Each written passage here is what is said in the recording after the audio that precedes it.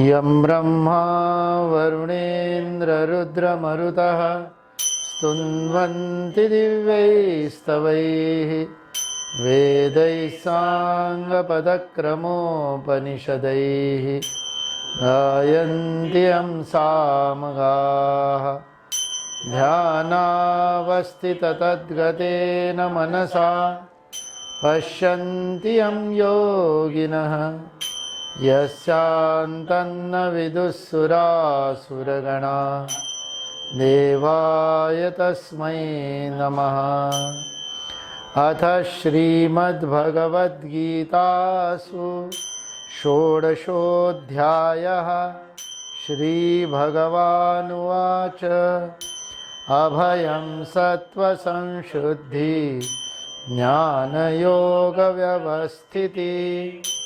दानं दमश्च यज्ञश्च स्वाध्यायस्तप आर्जवम् अहिंसा सत्यमक्रोधः त्यागः शान्तिरपैशुनम्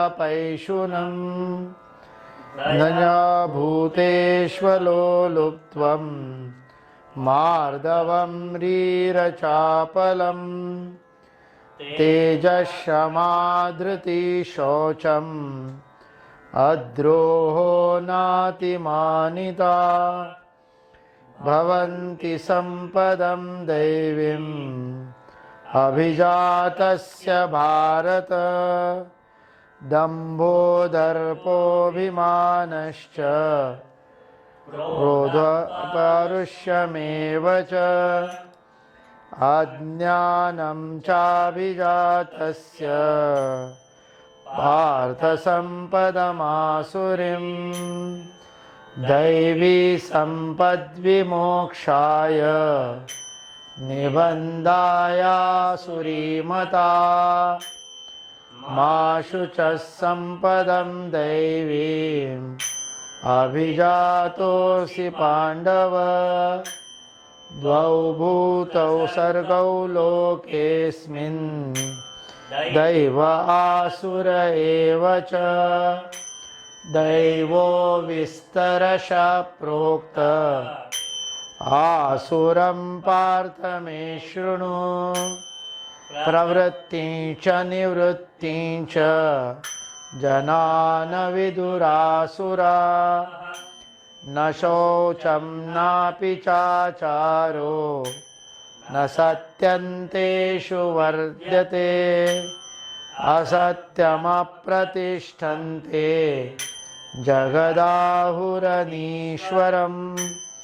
अपरस्परसम्भूतं किमन्यत् कामहेतुकम् एतां दृष्टिमवष्टभ्य नष्टात्मानोऽल्पबुद्धयः प्रभवन्त्युग्रकर्माणः क्षयाय जगतो हिताः काममाश्रित्य दुष्पूरं दम्भमानमदान्विताः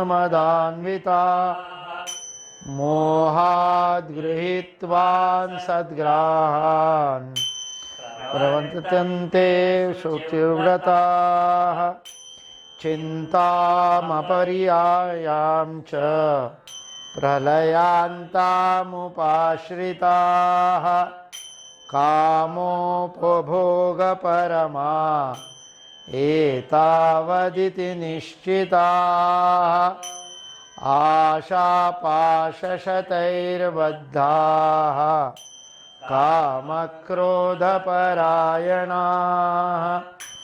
इहन्ते कामभोगार्थम् अन्यायेनार्थसञ्चयान् इदमद्य मया लब्धम् इमं प्राप्स्ये मनोरथम् इदमस्तीदमपि मे भविष्यति पुनर्धनम् असो मया लब्धम् अनिश्ये चापरानपि ईश्वरोऽहं योगी सिद्धोऽहं बलवान् सुखी आढ्यो विजनवानस्मि कोऽन्योऽस्ति सदृशो मया यक्षे दास्यामि मोदिष्य इत्यज्ञानविमोहिताः अनेकचित्तविभ्रान्ता मोहजालसमावृताः प्रसक्ता कामभोगेषु पतन्ते नरकेषु च आत्मसम्भाविता स्तब्धा धनमानमदान्विताः यजन्ते नाम यज्ञैस्ते दम्भेनाविधिपूर्वकम् अहङ्कारं बलं दर्पं कामं क्रोधं च संश्रिताः मामात्मपरदेहेषु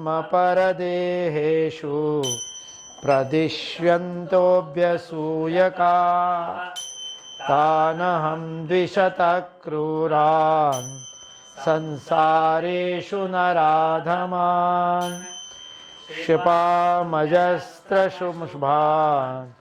आसुरीष्वेष्वयोनिषु आसुरीं योनिमापन्ना मूढा जन्मनि जन्मनि मामप्राप्येव कौन्तेय यतो यान्तधमां गतिम् त्रिविधं नरकस्येदं द्वारं नाशनमात्मनः कामक्रोधस्तथा लोभः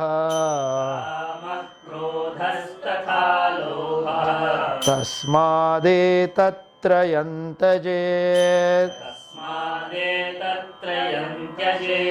एतैर्विमुक्तः कौन्तेय तमोद्वारैस्त्रिभिर्नरः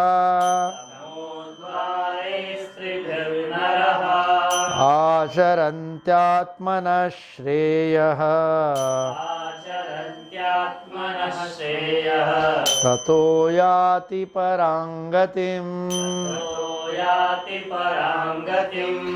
यः शास्त्रविधिमुत्सृज्य वर्तते कामकारतः न स सिद्धिमवाप्नोति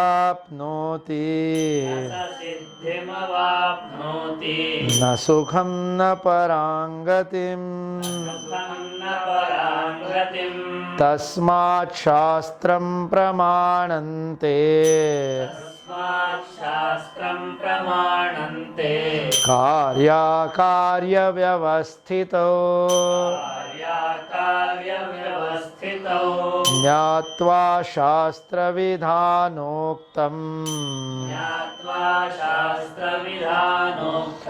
कर्म कर्तुर्मिहार्हसि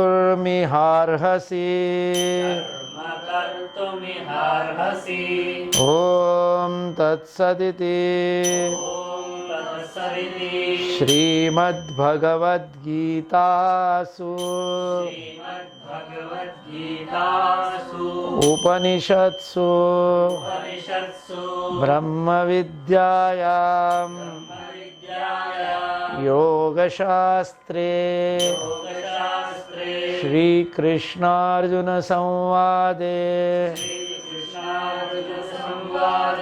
दैवासुरसम्पद्विभागयोगो नाम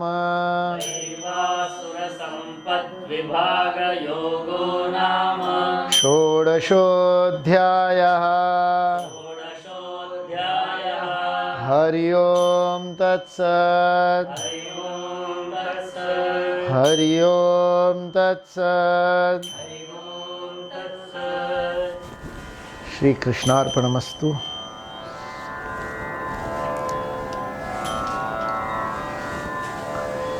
अज्ञान इति अज्ञान विमोहिताः।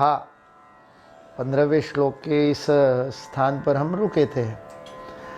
अज्ञान से विमोहित हुए आसुरी लोग, मैं यज्ञ करूँगा, मैं दान दूंगा और मैं आनंद करूँगा, उसमें मोदिष्य में व्याख्या में आज शंकराचार्य जी नटों को धन देगा ऐसा शब्द प्रयोग करते हैं। दान भी किसे देगा तो नट, मनोरंजन करने वाले लोगों को। तो मोदिष्य इति अज्ञान विमोहिता, अज्ञान से विमोहित होकर के, अज्ञान विमोहित करता है, अज्ञान मार्ग से भटकाता है, सही मार्ग नहीं दिखाता। कल गीता स्वाध्याय प्रारंभ हुआ लेकिन उसका प्रक्षेपण नहीं हो सका।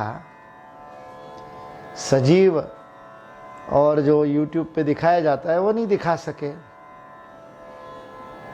अंतर्ताने की त्रुटि है ऐसा समझ करके बात चली, लेकिन बाद में जब देखा तब पता चला कि अंतर्ताने में तो सही नेट कनेक्टिविटी तो सही आ रही थी, पर्याप्त आ रही थी, सब कुछ ठीक था। लेकिन जिस उपकरण से, जिस लैपटॉप से प्रक्षेपण किया जाता था उसी में कुछ आंतरिक क्रिया चल रही थी, वह भी अपडेशन की चल रही थी, मतलब उसको अद्यतीकरण चल रहा था। और उस अद्यतीकरण की प्रक्रिया पीछे चलने के कारण कल दोपहर से, मतलब इस समय से लेकर के रात तक उस लैपटॉप में, उस उपकरण में इंटरनेट नहीं चला, अंतर्ताना नहीं चला। आज उसको ठीक करने के लिए, ले जाने के लिए कार्यकर्ता को बुलाया। उस कार्यकर्ता ने पूछा क्या इसमें क्या त्रुटि है, परेशानी क्या है, तो परेशानी बताई। तो उन्होंने लगा करके देखा तो अंतर्ताना व्यवस्थित चल रहा था। उन्होंने कहा जो आप कह रहे हो वो तो परेशानी है नहीं, क्योंकि तब तक उस उपकरण का आंतरिक अद्यतनीकरण पूरा हो गया था, अज्ञान दूर हो गया था। उस उपकरण का अज्ञान ने उसको विमोहित कर दिया था। उस उपकरण में भी किसी भी सूचना को ग्रहण करके उसको प्रक्षेपित करने के लिए एक विधि है। सेना में उसके लिए शब्द प्रयोग होता है स्टैंडर्ड ऑपरेटिंग प्रोसीजर। किसी भी बात की एसओपी होती है, एक विशिष्ट विधि होगी, उस विधि से काम चलेगा। ऐसा हुआ तो ऐसा करना, ऐसा हुआ तो ऐसा करना। यंत्र भी ऐसे ही चलते हैं। और परस्पर संभूत होने से सृष्टि की व्यवस्था भी वैसे ही चलती है। ज्यादा तेज धूप चलेगी, ज्यादा तेज धूप चलेगी तो वहां की वायु हल्की होकर के ऊपर चली जाएगी, तो हल्का सा निर्वात प्रदेश तैयार होगा। निर्वात तैयार होते ही दूर से वायु वहन होकर के वहां पर आएगी, इसलिए गर्मी को दूर करने के लिए इधर उधर से हवा आ जाएगी, गर्मी दूर हो जाएगी। प्रकृति अपने आप को संतुलित करती है, व्यवस्थित करती है। लेकिन अज्ञान विमोहित अहंकारी व्यक्ति, आसुरी व्यक्ति उस प्रकृति के नियम को ना समझ करके उसके विपरीत मैं करूंगा, इस बोध से जब कार्य करता है तब वह आसुरी कार्य होता है। तो ये मैं सात्विक कार्य करने वालों के बीच में भी बाधा बनता है। कल हमने देखा गीता स्वाध्याय में बाधा बना यंत्र का भी मैं, और उस यंत्र में वह चल रहा है उसका अज्ञान हम सब लोगों का, क्योंकि यंत्र तो उपकरण है, करण है, करण कर्ता नहीं हो सकता। तो करण की त्रुटि होती है या कर्ता की त्रुटि होती है? करण के चयन का दायित्व जिस कर्ता पर है उस कर्ता को दायित्व लेना पड़ेगा, जिम्मेवारी लेनी पड़ेगी। तो वो अज्ञान दोनों स्तरों पर था। जैसे उस उपकरण के अंदर का अद्यतनीकरण हो रहा था, वैसे उस उपकरण के बारे में ज्ञान का हमारा अद्यतनीकरण आज हुआ। तो अब पता चला कि ये उपकरण कैसे चलता है। अज्ञान विमोहिता, अज्ञान से विमोहित होकर के, मोहित होकर के कार्य होता है, तब ऐसा काम होता है। और ऐसे ही आसुरी लोग कैसे व्यवहार करते हैं, अनेक चित्त विभ्रांता मोह जाल समावृता, इनका मन एक जगह नहीं रहता। व्यवसायत्मका बुद्धि एकेह कुरुनंदन द्वितीय अध्याय में बताया था। तो अनेक चित्त विभ्रांता मतलब एक ही भ्रांति नहीं है, केवल भ्रांति नहीं है, केवल भ्रम नहीं है। उर्दू में आप क्या कहते हो विनोद जी? गलत फहमी नहीं है। केवल एक भ्रांति नहीं है, केवल एक भ्रम नहीं है, अनेक भ्रम है। और केवल भ्रम नहीं है, विभ्रांता, अच्छी तरह से भ्रमित है। और केवल एक ही बात में भ्रमित नहीं है।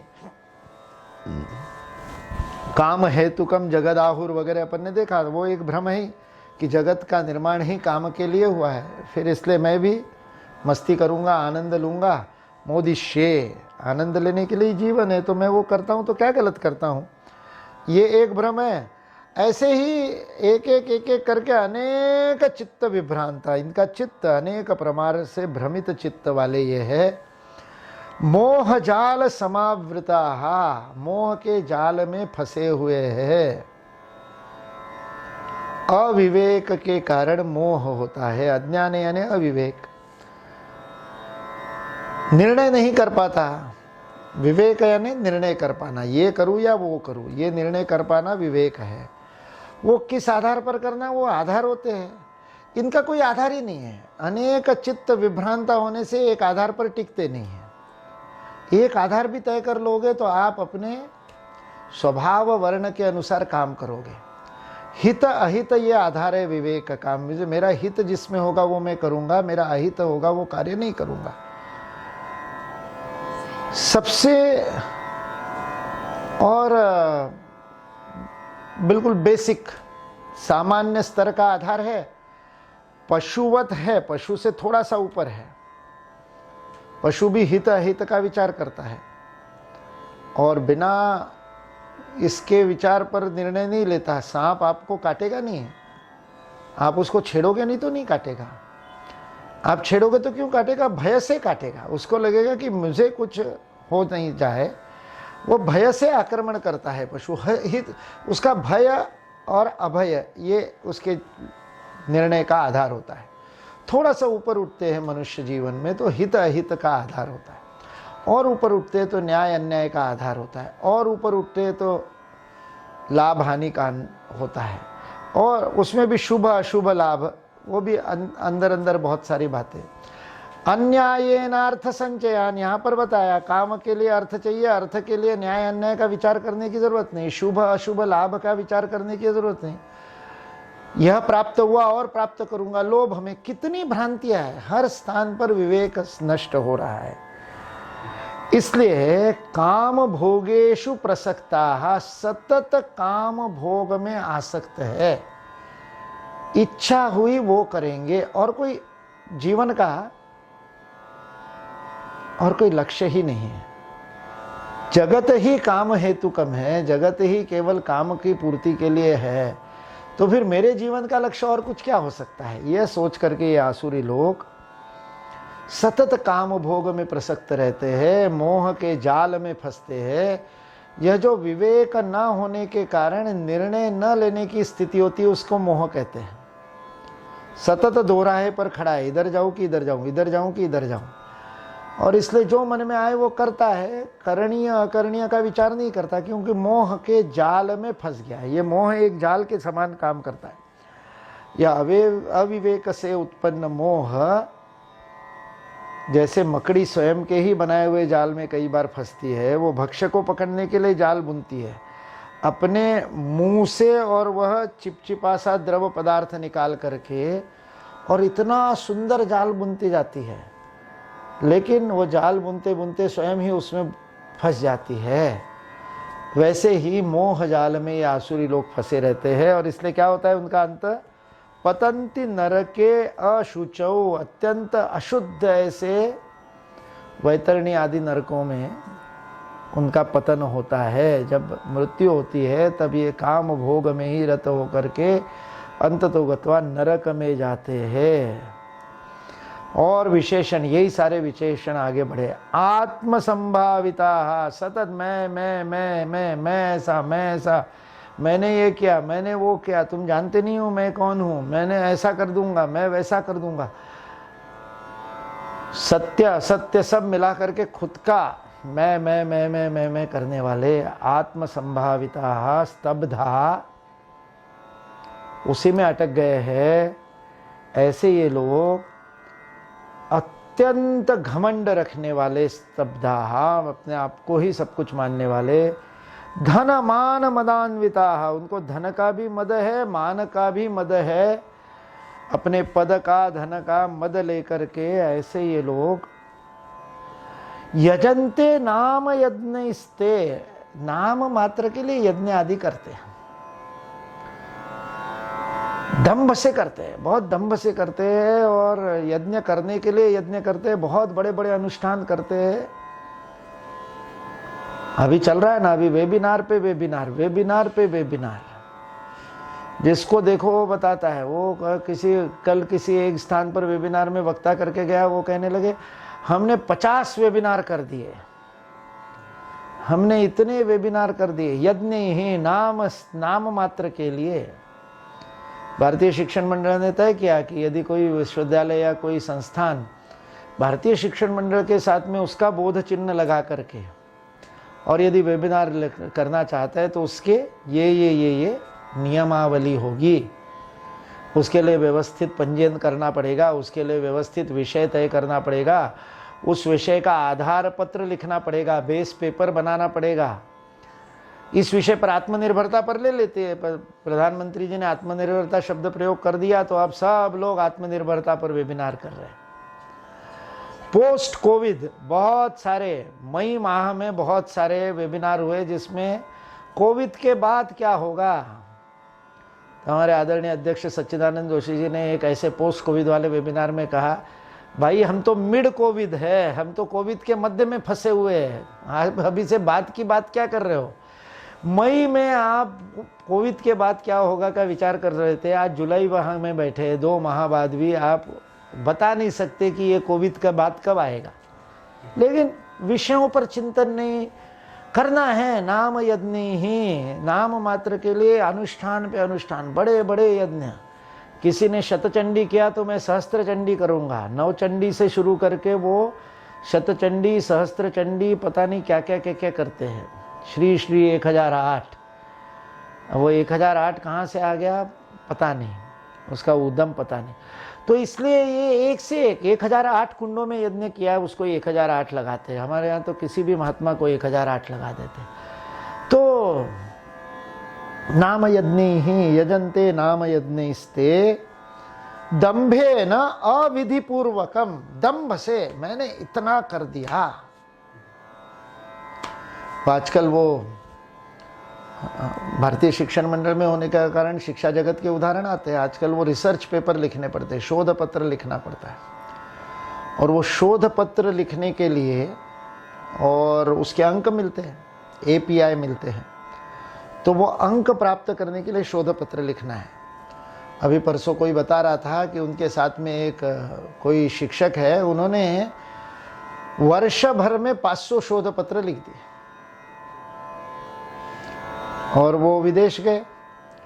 और जब विदेश में गए तब विदेश के किसी विश्वविद्यालय में उनसे जब प्रश्नोत्तर हुआ, उनका परिचय दिया गया, तो उनको पूछा गया, एक वर्ष में 500 शोध पत्र कैसे कोई लिख सकता है भाई, 365 दिन में 500 शोध पत्र। शोध कब किया, पत्र ही लिखते रहे क्या। फिर पता चला नहीं, एक एक शोध पत्र के 4-4 ऑथर होते हैं, तो चौथा ऑथर है किसी में तीसरा ऑथर है, यानी लिखा किसी और ने है। इन्होंने कुछ उसमें बता दिया होगा, कुछ किया भी होगा, नहीं भी किया होगा, पता नहीं। आजकल वो PhD के जो गाइड होते हैं, वो गाइड अपने विद्यार्थियों द्वारा लिखे हुए सारे शोध पत्रों में अपना नाम देते हैं, क्योंकि वो गाइड कर रहे होते। तो वैसा हो तो भी ठीक है। अविधि पूर्वकम, SOP का पालन नहीं है, स्टैंडर्ड ऑपरेटिंग प्रोसीजर का पालन नहीं है, अविधि पूर्वक। दंभे न, दंभ है, मेरे को कौन पूछता है। एक यही नागपुर के एक विद्यालय में एक माताजी है, मतलब शिक्षिका है, प्राध्यापिका। उन्होंने 7 साल में 75 पुस्तकें लिख दी, 75 बुक्स उनके नाम पर पब्लिश्ड है, अलग अलग प्रकाशकों की। हमको 30 साल में 12 पुस्तकें लिखने में नाक में दम आ गया, और अभी वो इंदुमती काटदरे जी ने धमकी दे रखी है कि रोज फोन करूंगी, 2 पुस्तकें उनको चाहिए, क्योंकि उन्होंने 1000 पुस्तकें अनेक लेखकों से, अकेले ने नहीं, पूरे न्यास ने 1000 पुस्तकें छपवाने का संकल्प लिया है। और उसमें 2 पुस्तकों के लिए मेरे को उन्होंने कहा है, मेरे ऊपर दायित्व दिया है। अब लिखने में, और वो भी पुस्तक लिखने में, कम से कम 200 पृष्ठ की पुस्तक पूरा लग कर के समय लगाओ तो भी 1.5-2 महीना 3 महीना लग जाता है पूरा एक अध्ययन करके। और यहाँ 4-5 वर्षों में 75 पुस्तकें लिख, अविधि पूर्वकम यज्ञ। मैं आधुनिक यज्ञ इसलिए बता रहा हूं, वो जो वैदिक और श्रोत्र और स्मार्त यज्ञ, उनकी विधि अविधि पूर्वकम, दंभेन अविधि पूर्वकम, वो तो चलता ही है। विवाह में होने वाला लाजा होम अविधि पूर्वकम होता है, क्योंकि वो फोटोशूट का समय हो रहा है, वो विदाई का समय हो रहा है, फलाना समय हो रहा है, वो हमारा वीडियोग्राफर चला जाएगा, गुरुजी को और थोड़ी दक्षिणा ले लो, जल्दी निपट लो। दंभे न अविधि पूर्वकम, अरे जीवन पर्यंत आपको साथ में रहना है अग्नि को साक्षी लेकर के, उसके लिए विशेषत्व न वहति, ऐसे विशेष विवाह बंधन में आप जुड़ रहे हो, उस सारी विधि के पीछे एक शास्त्र है, साइंस है, विज्ञान है, उसको समझो। दंभेन अविधि पूर्वकम यजन्ते नाम यज्ञस्ते, ऐसे ये आसुरी लोगों के व्यवहार का वर्णन भगवान श्री कृष्ण कर रहे हैं। तो सब जगह ये यज्ञ, जब आप दर्शन और प्रदर्शन का भेद नहीं समझते हैं, दर्शन के लिए साधना है, कोई भी साधना करते हैं तो उसका अंतिम लक्ष्य है ईश्वर दर्शन, साक्षात्कार, सत्य के दर्शन, कुछ भी नाम दे दो, लेकिन जो आप पाने के लिए वो यजन है। यजन उसके लिए करना है, एक उद्देश्य लेकर के यजन करना है, लक्ष्य प्रेरित है। अब वो उद्देश्य के लिए जब यजन करना है तो उसका क्रम है, उसकी एसओपी है। जब हमने वेबिनार के लिए कहा कि ये होना चाहिए, तो हमारे अमित दशोरा जी, जिनको हमने दायित्व दिया कि ये करना है, तो वो हमारे ही अनेक कार्यकर्ताओं के लिए और खलनायक हो गए, विलन हो गए। क्योंकि क्या कि वो कहते नहीं, पहले बेस पेपर लिख करके भेजो, विषय है तो विषय का आधार पत्र लिखो, विषय में आपको क्या क्या अपेक्षित है, उसकी पृष्ठभूमि क्या है, कहाँ से विषय लिया, उसके लिए क्या आपने अध्ययन किया। अब आधे वेबिनार तो इसी में कैंसिल हो जाते हैं, आधार पत्र लिखने में। आधार पत्र लिख करके भेजना इतना सरल थोड़ी, आप तैयारी करोगे। नहीं, हमने तो एक विषय दे दिया, लोग आएंगे ना, पेपर पढ़ेंगे। अरे लोग किस आधार पर पेपर पढ़ेंगे? शोध पत्र लिखने के लिए आधार देना पड़ेगा, तो आधार पत्र तो आपको लिखना पड़ेगा आयोजक के नाते। बनाए, फिर कहा कि पंजीयन होना चाहिए और पंजीयन के लिए शुल्क लेंगे। तो किसी अपने ही कार्यकर्ता ने सदिच्छा से ही मेरे को संदेश भेजा कि ये तो व्यापारीकरण आप कर रहे हो, शुल्क ले रहे हो, ऐसे से तो लोग कैसे आएंगे। तो मैंने उनको बताया, इतना अविधि पूर्वकम होता है कि किसी एक वेबिनार में, बड़े केंद्रीय विश्वविद्यालय का वेबिनार था और बड़े महत्वपूर्ण विषय पर वेबिनार था, और प्राध्यापिका झाड़ू लगा रही है वीडियो ऑन रख करके, एक प्राध्यापिका भोजन कर रही है। मैंने कहा ये ऐसे गंभीरता से वेबिनार होते हैं, अविधि पूर्वकम नहीं चलेगा। भारतीय शिक्षण मंडल का, यदि आपको प्रमाण पत्र में भारतीय शिक्षण मंडल का बोध चिन्ह लगाना है, यदि आपको प्रकाशन सामग्री में भारतीय शिक्षण मंडल का बोध चिन्ह लगाना है, तो भारतीय शिक्षण मंडल विधि पूर्वकम करेगा, स्तर से करेगा। 50 रुपये 100 रुपये भी दिए होंगे तो दोनों दिन पूरा सत्र व्यवस्थित बैठ करके रीढ़ की हड्डी सीधी करके अटेंड करेगा 50 रुपये वसूल करने के लिए। और निःशुल्क होगा तो फिर ऐसे ही होगा, लेट करके, बनियान पहन करके, और पता नहीं कैसे कैसे मोबाइल छाती पे रख करके और वेबिनार सुन रहे। यहाँ वक्ता बोल रहा है, वहाँ आप वीडियो ऑन है और आप मोबाइल पे बातें कर रहे हो। तो यदि गंभीरता ही नहीं है तो फिर उस वेबिनार का अर्थ क्या? पार्टिसिपेशन का सर्टिफिकेट मिलता है, सहभागिता का प्रमाण पत्र के लिए कर रहे, अविधि पूर्वकम, ये से आसुरी यज्ञ नहीं करने हैं। आसुरी लोगों के लिए कहा, अहंकार बलम दर्पम कामम क्रोधंच संश्रिता, इन सबके संश्रित यानी यह सारे स्वभाव इनके अंदर अंग बन जाते हैं, ये इनके जीवन का अंग बन जाते हैं। क्या? अहंकार। शंकराचार्य कहते हैं अहंकार यानी हम करने का नाम अहंकार है, ये शब्द प्रयोग किया। मैं, हर बात पे मैं, अपने में आरोपित हुए विद्यमान अविद्यमान गुणों के लिए, विद्यमान या अविद्यमान है या नहीं भी है, उन सब गुणों के लिए जब हम करते हैं तो वो अहंकार है। बल, अपने बल को लेकर के, अपने दर्प को लेकर के, काम क्रोध इन सब के आश्रित होकर के क्या होता है उनका? मम आत्म परदेहेषु, स्वयं के और दूसरों के शरीर में स्थित मम, मुझे, ईश्वर को, मामात्म परदेहेषु, मम आत्म परदेहेषु, अहम वैश्वानरो भूत्वा प्राणिनाम देहमाश्रिता सर्वस्य चाहम हृदि सन्निविष्टः। ये जो पिछले अध्याय में भगवान श्री कृष्ण ने बताया कि प्रत्येक में मैं विद्यमान हूं, उससे द्वेष करते हैं, उसको नहीं मानते हैं, और केवल मानते ही नहीं, द्वेष करने लग जाते हैं। प्रदिश्यन्त्यध्यसूयकाः, उस स्वयं में और दूसरे में ईश्वर की और द्वेष करने लगते हैं। क्यों द्वेष करते हैं? क्योंकि उनकी आज्ञा का उल्लंघन करते हैं, क्योंकि उनके नियम से नहीं चलते, परस्पर संभूत इस जगत है ये नहीं मानते, उस नियम से स्वयं को बांधना नहीं चाहते, अनुशासन में नहीं रहना चाहते। आज सुबह विस्तारकों से चर्चा चल रही थी, एक विस्तारक अकेले है, नाम नहीं बताऊंगा, जो जिन्होंने बोला उनको पता है।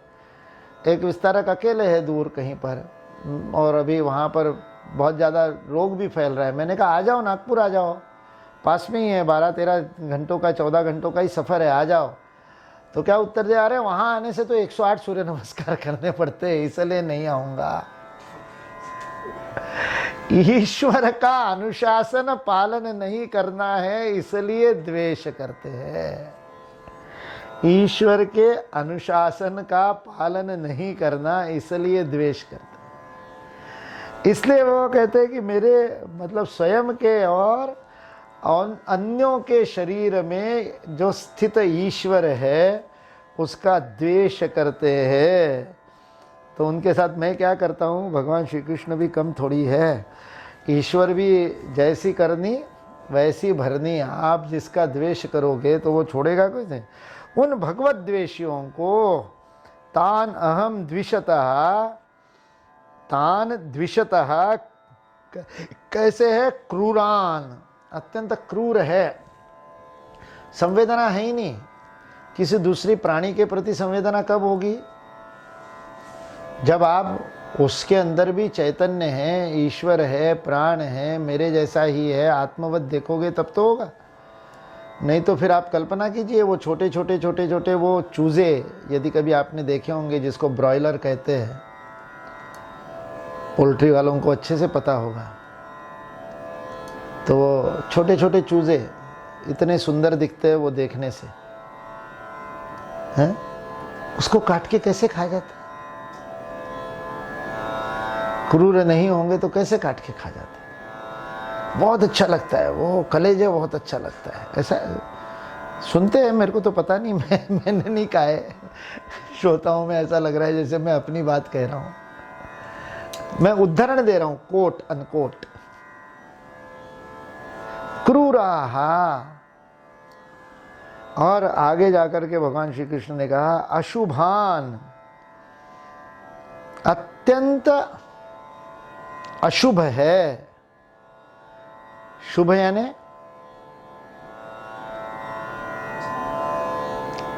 शुभ से ही शोभा आया, शोभा से ही शोभायमान आया, शोभा से ही शोभाचार, जिसको आजकल आप फैशन कहते हैं।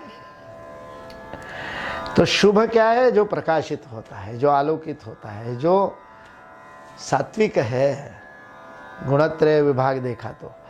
अशुभ है, अशुभ यानी निस्तेज है, उसमें प्रकाश नहीं है, तमस है, किसी का कल्याण करने वाला नहीं है। शुभ क्या है? कल्याण करने वाला है। इसलिए हमारे यहाँ पर केवल लाभ नहीं लिखा जाता, ये न केन प्रकारेण लाभ नहीं, अन्यायेन अर्थ संचयन नहीं है हमारे यहाँ। हमारे यहाँ व्यापारी भी अपनी तिजोरी पर लिखता है तो लिखता है शुभ, फिर बीच में स्वस्तिक बनाता है, साखिया बनाता है, और दूसरे तरफ लिखता है लाभ। वो ईश्वर से प्रार्थना करता है मुझे लाभ हो, बहुत लाभ हो, बहुत मैं कमाई करूं, मेरा व्यापार बहुत अच्छा चले, लेकिन मेरा लाभ शुभ हो, किसी के भी कष्ट का कारण ना बने, किसी का शोषण करके ना हो, किसी को दुख दे करके ना हो, कल्याण करने वाला लाभ हो, शुभ लाभ। इसलिए हमारे यहाँ पर परंपरा थी, है अभी भी, जो पारंपरिक रूप से व्यवसाय करते हैं उनके जीवन में अभी भी ये है। हमारे यहाँ क्या परंपरा थी? हमारे यहाँ उसको धर्मादा कहते हैं। धर्मादा, धर्म के लिए देना, दाय, दाय यानी देना, धर्मादाय, चैरिटी के लिए भी अभी हिंदी में धर्मादाय कहते हैं। धर्म के लिए देने की वृत्ति, उसको धर्मादा कहते थे। तो हर ट्रांजैक्शन में, हर लेन देन में, जहां भी कोई व्यापारिक लेन देन होगी, हर लेन देन में 1 रुपया धर्मादा रखते थे, या 1 रुपये में 1 पैसा। तब जब आना पाई चलता था तब 96 पैसे का रुपया होता था आना पाई के हिसाब में। तो इसलिए वो उस हिसाब से काम चलता था, तो वो 1 पैसा रखते थे हर धर्मादा में। यानी 100 रुपये का यदि बिजनेस हुआ तो उसमें 1 रुपया वह धर्म के लिए डालेंगे, 1% ऑफ द प्रॉफिट। और वो धर्मादा वो धर्मशाला बनाने में, कुएं खुदवाने में, किसी के दवाई के लिए, उपचार के लिए, प्राणियों के लिए, गायों के लिए, चारा के लिए, गोचर भूमि के लिए, अनेक प्रकार से उसको, वो ये धर्म रिलीजन से कोई लेना देना नहीं। मंदिर के लिए जो धर्मादा नहीं होता था, मंदिर बनाने के लिए देना है वो अलग है, वो इस धर्मादा में से नहीं जाएगा। इस धर्मादा में से धर्मशाला बन सकती है जहां लोग रहेंगे।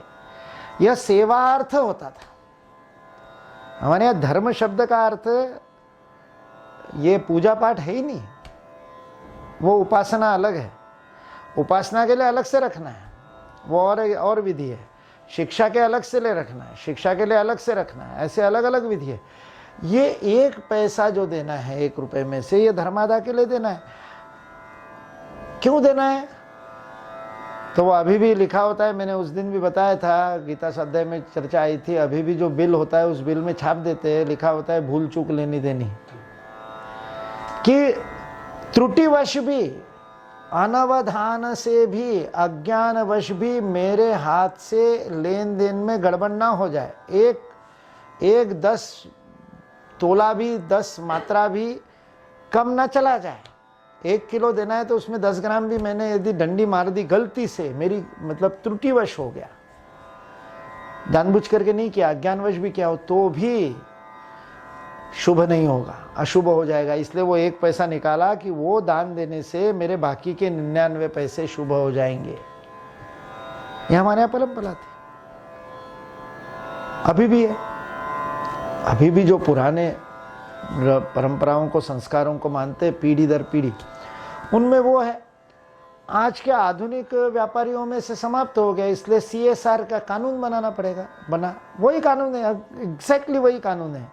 Corporate social responsibility, registrar of companies को कंपनी एक्ट में, और यह कानून बनाना पड़ा कि कंपनी को कहा कि तुम्हारे प्रॉफिट में से तुम्हारा जो शुद्ध लाभ है, उस शुद्ध लाभ में से 2% आपको समाज के लिए खर्च करना पड़ेगा। धर्मादा पे कानून बनाना पड़ा। जब आदमी स्वयं होकर के नहीं देता है तब ऐसे होता। तो अशुभ ऐसा ये जो अशुभ है, नराधम शब्द प्रयोग किया, अधम से भी अधम। पाश में जो कार्य करता है, बंधा हुआ जो काम करता है, उसको पशु कहते हैं। भोग योनि में बंधा हुआ है वो, इसलिए अपने प्रोग्रामिंग के अनुसार जो उसको ईश्वर ने जो उसको भोग में, कर्म में बांध दिया, कि जैसे मेरा हमेशा का प्रिय उदाहरण है, कुत्ते को पत्थर मारो तो क्या करेगा, कई बार सुना होगा, भौंकेगा, काटेगा या भागेगा। उसको 3 ही विकल्प है, वो बंधा हुआ है, पाश में है, इसलिए उसको पशु कहते हैं। कर्म पाश में बंधा हुआ है, उसके पास में कोई दूसरा विकल्प नहीं है उसके अलावा। लेकिन मनुष्य के पास असंख्य विकल्प है। मनुष्य को पत्थर मारो क्या करेगा बता नहीं सकते। क्यों? क्योंकि कर्म का स्वातंत्र है, पाश नहीं है। पाश में बंध करके जो कार्य करता है वो पशु है। स्वतंत्र होते हुए भी जो पशुवत कार्य करता है, वह नर होते हुए भी स्वतंत्र होकर के गलत कार्य कर रहा है, स्वतंत्र होकर के अशुभ का चयन कर रहा है। इसलिए उसको, उस कुत्ते के पास तो चयन करने का अधिकार नहीं है, चॉइस नहीं है, आज की भाषा में बोला जाए तो चयन करने का अधिकार नहीं है। इसलिए वो काटता है तो उसके काटने में हिंसा नहीं है, क्योंकि उसका प्रोग्रामिंग है। लेकिन मनुष्य के पास विकल्प होते हुए वह अशुभ निर्णय लेता है, जीवन में अशुभ करने का तय करता है, स्वातंत्र का उपयोग करके पशुवत कार्य करता है, तो उसको पशु नहीं कहते। क्योंकि पशु ने पशु जैसा कार्य किया तो वो पशु है, पाश में बंधा हुआ है। तुम तो पाश में बंधे हुए हो नहीं, फिर भी तुमने वही कार्य किया तो तुम नराधम हो, अधम से भी नीचे, नराधमान। ऐसे जो लोग हैं इनको मैं, भगवान कह रहे अहम, शुरुआती वहां से, तान अहम, मैं, ईश्वर कह रहे हैं, भगवान श्री कृष्ण कह रहे हैं मैं, तान, ऐसे उन आसुरों को, कैसे द्वेष करने वाले, स्वयं के अंदर और दूसरे के अंदर विद्यमान ईश्वर का द्वेष करने वाले, क्रूर, नरात, अशुभ कार्य करने, ऐसे इन असुरों को संसारेषु मैं उनको क्षिपामि अजस्र आसुरिम योनिषु। भगवान श्री कृष्ण कह रहे मैं उनको ऐसी अत्यंत आसुरी और अजस्र यानी क्रूर कर्म, व्याघ्र, सिंह आदि ऐसी हिंस्र पशुओं वाली आसुरी योनियों में क्षिपामि, उनको गिराता हूं। क्षिपामि मतलब गिराता हूं, क्षेपण उससे ही आया, फेंकता हूं, धक्का देता हूं। मतलब बड़ा, भगवान श्री कृष्ण ने भी बड़ा, जिसको कहना चाहिए आक्रामक शब्दों का प्रयोग किया है। ये नहीं कहा कि वो अपने कर्मों से जाते हैं, अभी तक तो सारा कर्मयोग चल रहा था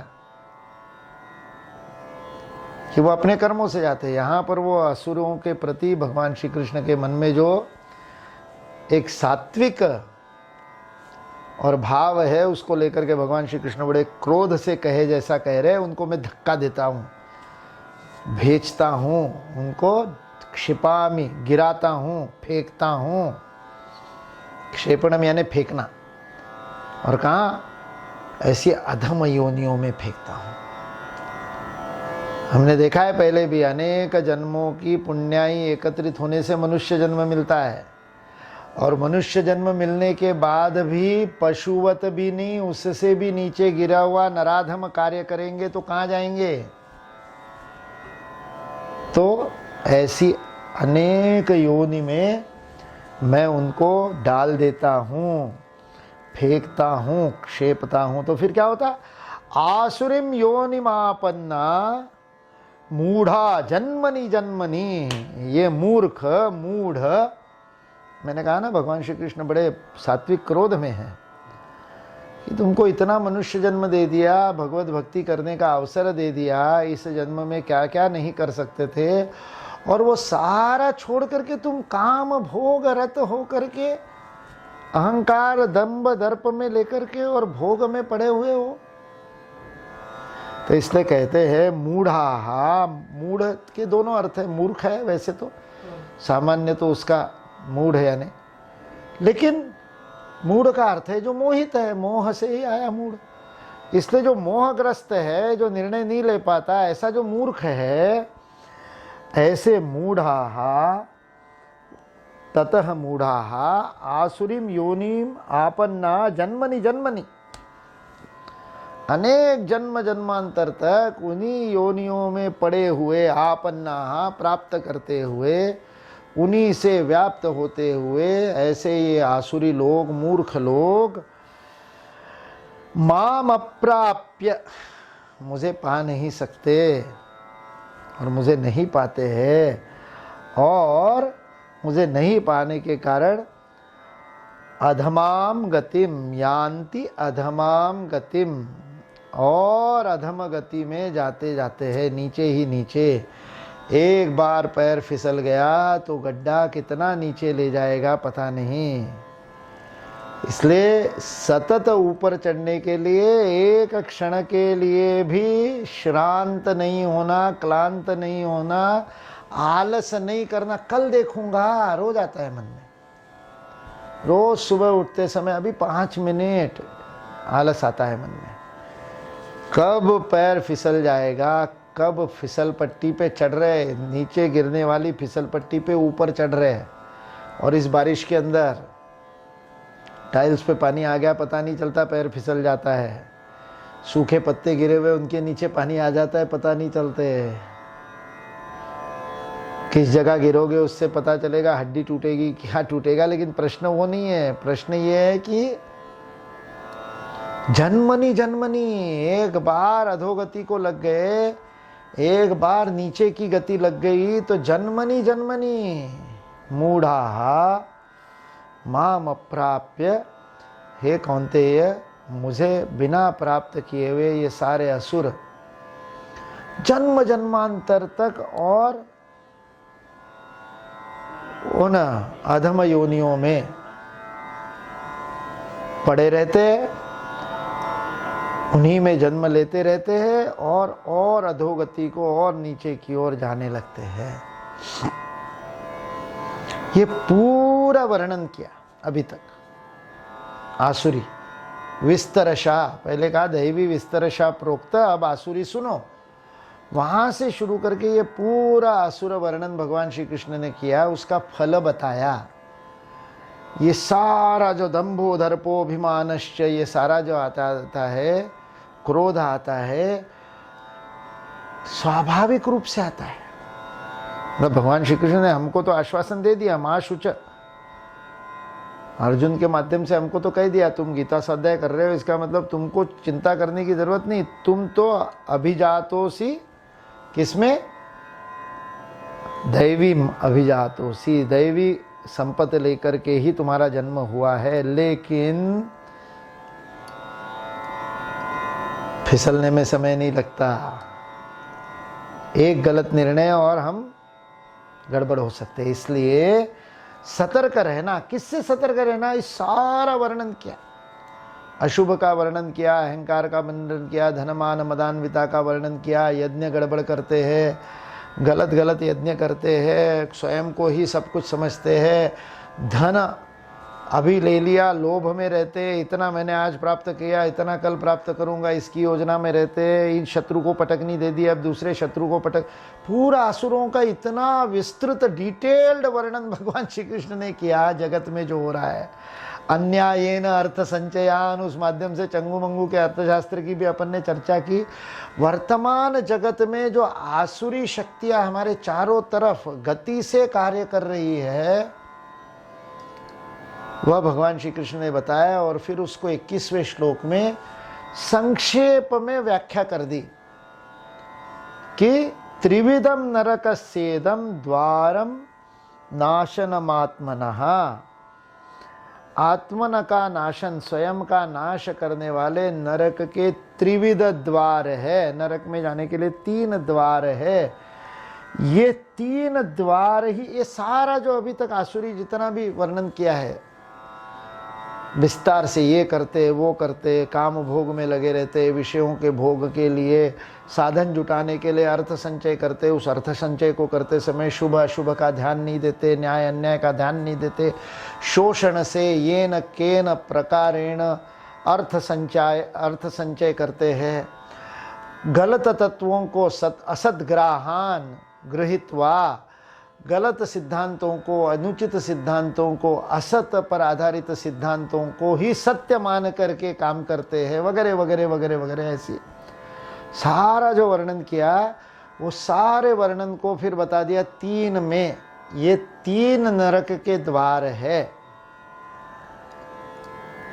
तस्माद एतद त्रयम त्यजेत, इसलिए इन तीनों को, तस्मात इसलिए, एतद इन, त्रयम तीनों को, त्यजेत त्याग कर, छोड़ दे।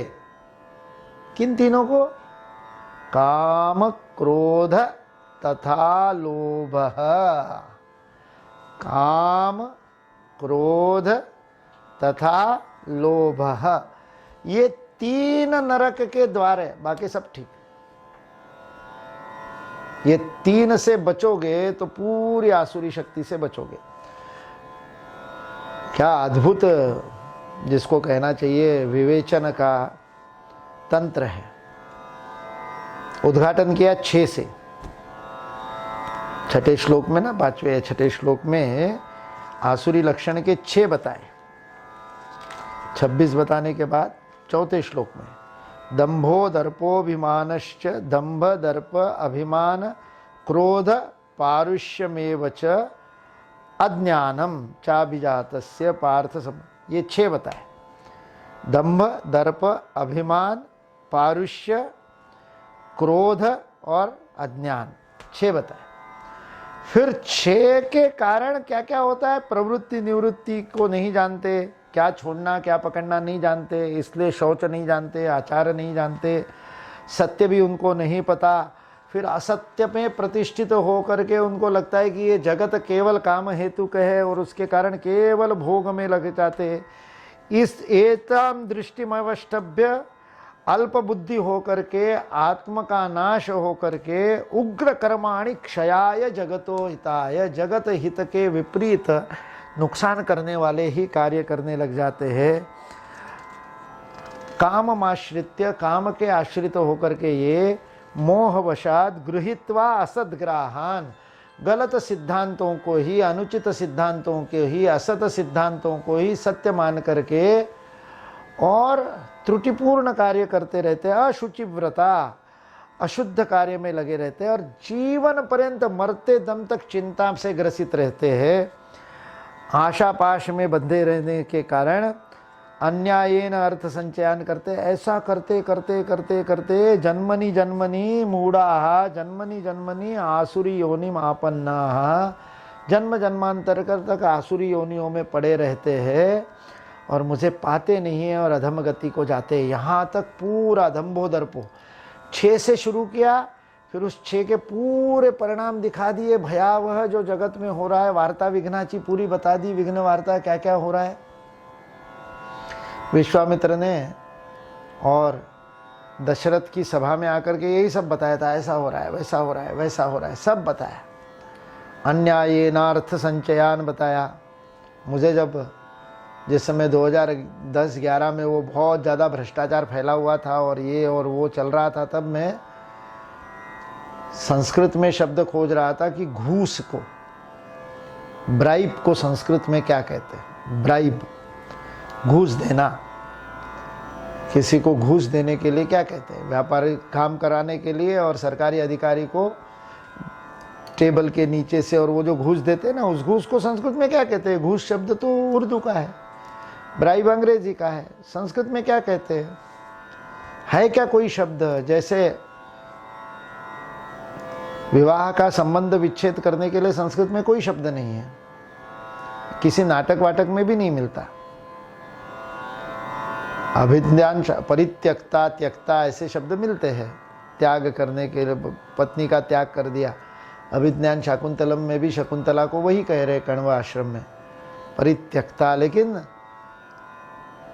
दोनों ने तय करके एक दूसरे से विलग होने का तय किया, ये विवाह विशेषत्व न वहती, वो है ही नहीं, तो इसलिए उसके लिए शब्द नहीं है। तलाक है, डिवोर्स है, ये उर्दू और जहाँ परंपरा है वहाँ कॉन्ट्रैक्ट है। इस्लाम में भी कॉन्ट्रैक्ट है, मेहर दी जाती है। मेहर यानी किसी भी कॉन्ट्रैक्ट तब तक पूरा नहीं होता जब उसका कोई कंसिडरेशन नहीं होता, कोई प्रतिफल नहीं दिया जाता, करार पूर्ण नहीं होता। ये इंडियन कॉन्ट्रैक्ट एक्ट में है, कानूनी स्थिति है। तो वैसे ही मेहर दिए बिना वो पूरा नहीं होता, कॉन्ट्रैक्ट है वो। और पत्नी को पति मेहर देता है वहाँ इस्लाम में, दहेज नहीं है, उल्टी प्रथा। और वो मेहर दे करके खरीदता है, तब वो कॉन्ट्रैक्ट होता है। और इसलिए तलाक बोलने से वो छूट जाता है। कॉन्ट्रैक्ट है, तोड़ सकते हैं, ये कॉन्ट्रैक्ट नहीं है, इसलिए उसके लिए शब्द नहीं है। तो वैसे ही मुझे लगा कि ये घूस की परंपरा ही नहीं होगी, अधर्म का धन देने की या लेने की परंपरा ही नहीं होगी, इसलिए उसके लिए शब्द नहीं होगा। लेकिन फिर मैंने खोजता खोजता गया तो मेरे को ध्यान आया कि विश्वामित्र को दशरथ ने कहा था मेरी सेना ले जाओ चतुरंगिनी, राक्षसों से बचाना है। तो तब उन्होंने सेना के अधिकारियों के बारे में कहा था कि तुम्हारे सेना के अधिकारी भ्रष्ट है। और तब मेरे का शब्द मिलेगा, इसलिए फिर वाल्मीकि रामायण में मुझे शब्द मिला। इसके लिए शब्द है, घूस देने के लिए, ब्राइब के लिए संस्कृत का शब्द है उत्कोच, ऊपर से कुछ देना, उत्कोच। तो वैसे भगवान श्री कृष्ण ने भी पूरा वर्णन करके बता दिया। और वर्णन करने के बाद फिर 3 पे आ गए। पहले 6 से शुरू किया था, आसुरी लक्षण, आसुरी संपत्ति के लक्षण 6 बताए। 6 के बाद उसका पूरा परिणाम बता दिया, ऐसा करने से क्या क्या होता है। नरक में जाते हैं, नरक में जाने के बाद भी मेरे को प्राप्त नहीं करते, इसलिए मैं उनको भगवत द्वेष्टा होने के कारण फिर मैं उनको और ऐसी योनियों में डाल देता हूँ, बिल्कुल हिंस्त्र योनियों में। और ऐसी योनियों में जन्मनि जन्मनि मूढ़ाहा आसुरी योनि महापन्ना जन्मनि जन्मनि वहीं रहते हैं, जन्म जन्मांतर वहीं घूमते रहते हैं, अधमाम गतिम जाते हैं। ये बात बोलने के बाद में भगवान श्री कृष्ण ने लाकर के 3 पे विवरण पूरा कर दिया। 3, इन तीनों से बचो तो असुर होने से बच जाओगे। तो तुम्हारी ये जो दैवी गुण संपत्ति लेकर के तुमने जन्म लिया है, भगवान श्री कृष्ण ने तुमको वचन दिया है कि तुम दैवी गुण संपत्ति लेकर के जन्म लिया है, इसलिए तुम्हारा कर्तव्य है उस दैवी गुण संपत्ति को लेकर के, दैवी संपत्ति में तुम्हारा अभिजातोसी पांडव अर्जुन के माध्यम से बताया, बेटा दैवी गुण लेकर के आया 26, अब उसको इस जीवन में काम में लेना है। कैसे करेगा? इन 3 से बचो। इन 3 से बचोगे तो नहीं फिसलोगे। कौन सा? काम, क्रोध और लोभ। और यदि शंकराचार्य जैसा गुरु मिल जाए तो वो बताता है ये 3 भी एक ही है। इच्छा होना काम है, मेरी इच्छा से मैं जो इच्छा होगी वो करूंगा, ये काम है। इच्छा पूरी नहीं होती है तो जो आता है वो क्रोध है। इच्छा पूरी हो इसलिए भविष्य में जो अपेक्षा करते वो लोभ है। इसलिए भगवान बुद्ध ने एक शब्द में कह दिया, इच्छा को छोड़ दो, अपेक्षा को छोड़ दो। सारे दुख का मूल अपेक्षा है, इच्छा सारे दुख का मूल है। इच्छा होगी तो दुख होगा।